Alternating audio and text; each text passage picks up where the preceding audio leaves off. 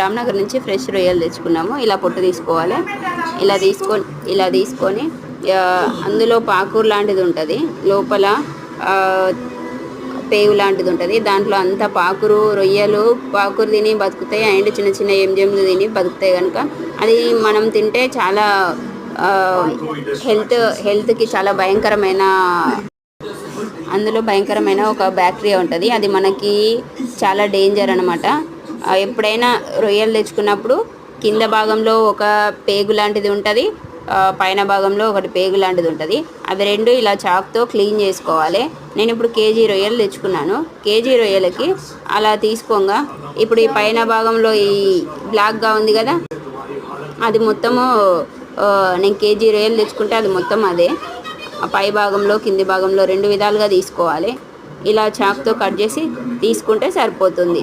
ఫ్రెష్గా క్లీన్గా